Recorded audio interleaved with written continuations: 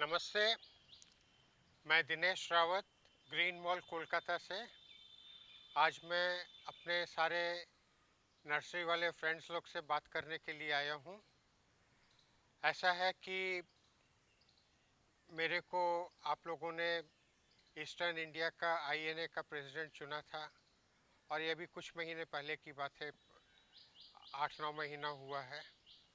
और मैं भी प्रेसिडेंट बना था यही सोच के कि मैं नर्सरी इंडस्ट्री के लिए बहुत कुछ करूँगा। बहुत कुछ मेरे दिमाग में था और मिस्टर वाईपी सिंह का एंथुजियाज्म देख करके मेरे को लगा कि मिस्टर वाईपी सिंह का साथ दे करके हम लोग बहुत कुछ कर सकते हैं। लेकिन क्या हुआ कि कुछ परिस्थितियां इस तरह की आ गई कि मेरे को जो है इस्तीफ़ा देना पड़ा। मैंने जो है अभी परसों ही जो है आईएनए से इस्तीफ़ा दिया है। अभी तक मिस्टर वाईपी सिंह ने उसको एक्सेप्ट नहीं किया है, लेकिन मैं आप लोग के संग शेयर कर रहा हूँ कि ये इस्तीफ़ा मैंने क्यों दिया। मेरे को तो बहुत प्यार है ये नर्सरी इंडस्ट्री से, पेड़ पौधों से, पेड़ पौधों के रिसर्च पे। आप लोग को तो मालूम है मैंने किताबें लिखी हैं। इंडिया में करीब 150-200 तरह के पाम्स मैंने इंट्रोड्यूस किए हैं। और ये जो बड़े बड़े टीको ट्रांसप्लांटेशन है, ये टेक्निक मैं थाईलैंड यूएसए में सीख करके आकर के यहाँ पे इंडिया में मैंने 206 में 207 में वीडियो बना करके सब कोई को सर्कुलेट किया। तो बेसिकली देखिए, मैं ओरिजिनली तो नर्सरी इंडस्ट्री का आदमी नहीं हूँ। मैं इंटरनेशनल ट्रेडिंग का बिजनेस करता था और इंटरनेशनल ट्रेडिंग में मैं सारी दुनिया घूमता रहता था। 60 से ज़्यादा देशों में मैं घूमा। और जब मैं घूमता था तो कहीं भी जाता था तो क्या होता था, बिजनेस मीटिंग वगैरह के लिए समय बहुत थोड़ा लगता था, लेकिन वहाँ पे जाते थे तो 2-3 दिन रहते थे।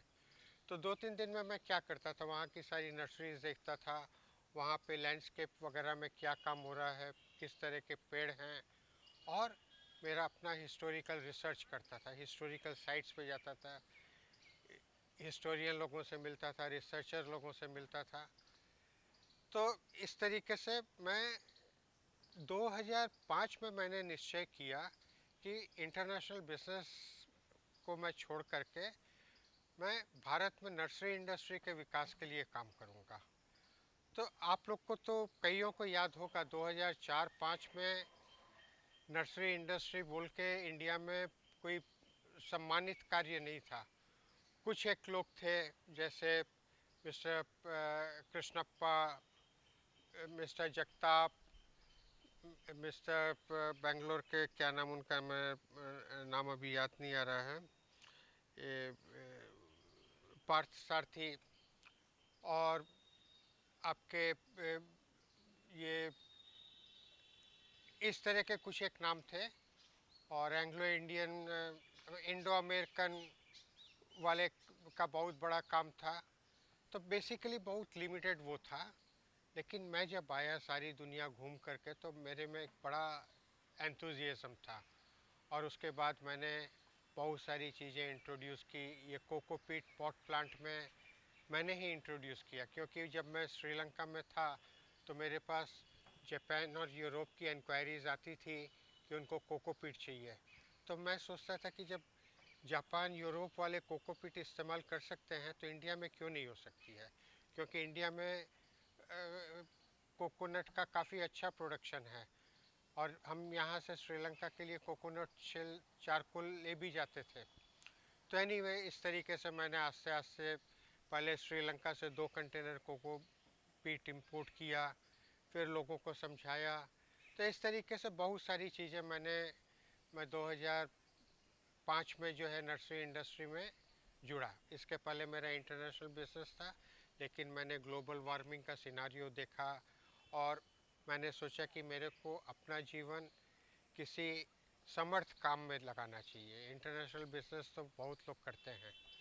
तो फिर मैं 2008 तक अपना इंटरनेशनल ट्रेडिंग का पूरा बिजनेस बंद करके ये एक ग्रीन मॉल, एक आइडियल गार्डन सेंटर बनाया, जहाँ पे जो अपने जगह को हरियाली करना चाहता है उसको सब चीज़ यहाँ पे एक कैंपस में मिलेगी। तो ये एक मैंने मॉडल के रूप में बनाया और मैं चाहता था कि इस तरह का सारे देश में बने और बहुत सारे बने भी हैं। तो इस तरीके से मैंने 2005 में अपनी भारतीय नर्सरी इंडस्ट्री में अपनी जर्नी चालू की और इसके लिए मैंने कई जगह ट्रेनिंग ली। थाईलैंड में नोंगनुक ट्रॉपिकल गार्डन है, कैंपोंटन सचा, उसने मेरे को बहुत ट्रेनिंग दी। आपके यूएसए में फ्लोरिडा टेम्पा, वहाँ पे बहुत सारी नर्सरीज हैं, बहुत सारे बोटेनिकल गार्डन्स हैं, वो लोग ने मेरे को बहुत हेल्प किया, सपोर्ट किया। ऑस्ट्रेलिया में, श्रीलंका में पेरादीनिया बोटेनिकल गार्डन है, बहुत बढ़िया है, वहाँ के डायरेक्टर, वहाँ के स्टाफ ने हमको बहुत हेल्प किया। तो ये सब इनपुट लेकर के मैं यहाँ पे 2005 में आया। आने के बाद मैंने इंडियन बोटेनिकल गार्डन को इम्प्रूव करने का बीड़ा उठाया। इंडियन बोटेनिकल गार्डन में पाम्स का कलेक्शन एकदम ख़त्म हो गया, तो मैंने उनको बहुत सारे पाम्स दिए। करीब 100 से ऊपर प्रजाति के पाम्स उन लोग को मैंने दिए 2006-2007 में।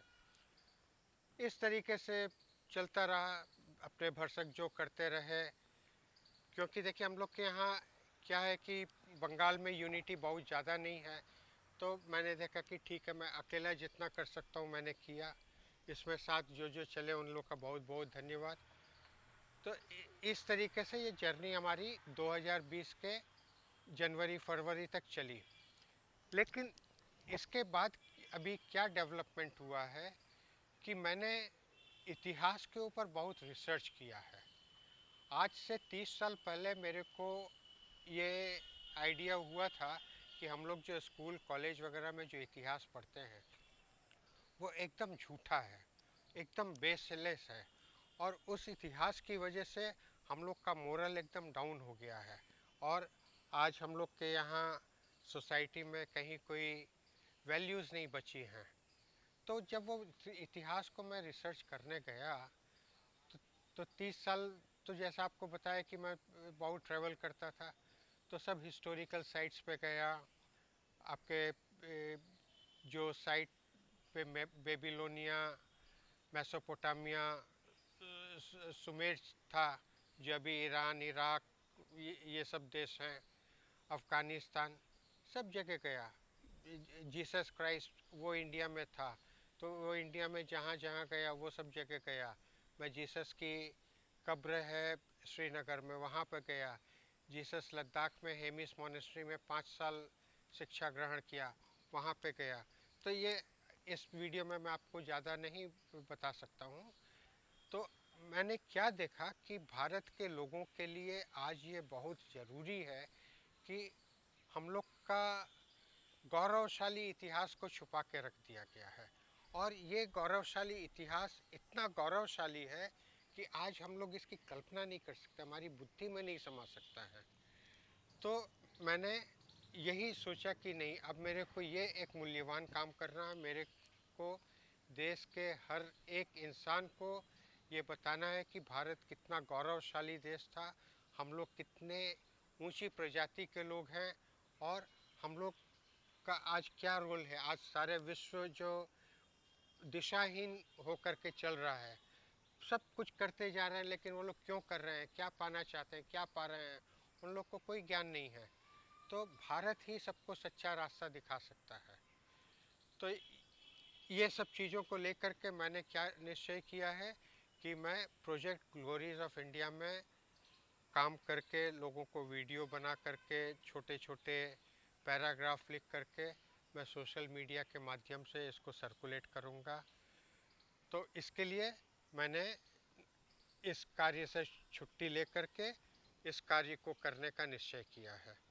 तो आप लोग से क्षमा मांगता हूँ कि आप लोग से विदा ले रहा हूँ, लेकिन आप लोग से विदा लेकर के भी आप लोग के साथ हूँ। आप लोग मेरे साथ ग्लोरीज ऑफ इंडिया प्रोजेक्ट में जुड़िए। ये हम लोग के लिए बहुत स्वाभिमान की चीज़ है, हम लोग को जानना चाहिए हम लोग का जो अतीत है कितना गौरवशाली था। आप कल्पना नहीं कर सकते कितना गौरवशाली था, लेकिन हमारा दिमाग में भूसा भर दिया गया है। हम लोग को तरह तरह की थ्योरी पढ़ा दी गई है, जैसे थ्योरी ऑफ बिग बैंग की एक बड़ा धमाका हुआ और उसके बाद सृष्टि की रचना हो गई, ये सब सब बकवास है। डार्विनियन थ्योरी ऑफ इवोल्यूशन हम लोग को बता दिया गया कि हम लोग जो हैं छोटे से कीड़े से बड़े होते होते होते बंदर बने, वनमानुष बने, और अभी हम लोग इंसान बन गए हैं। हमारे पूर्वज जो हैं बंदर हैं और वनमानुष हैं। तो इस तरह का हम लोग के दिमाग में घुसा दिया, हम लोग के दिमाग में घुसा दिया कि हम लोग पहले पाषाण काल में थे, फिर इस काल में, उस काल में, दुनिया भर का इतना बड़ा सब कंफ्यूजन क्रिएट कर दिया है कि आप लोग कल्पना नहीं कर सकते हैं। तो आज मैं वो सब कंफ्यूजन, वो जो बादल है उसको छांट करके छोटे छोटे उसमें भारत के जन जन को मैं ये बताना चाहता हूँ। तो आप लोग भी इस मुहिम में मेरे साथ जुड़िए। तो आपको बहुत बहुत धन्यवाद, आपने समय दिया। फिर मिलेंगे। धन्यवाद।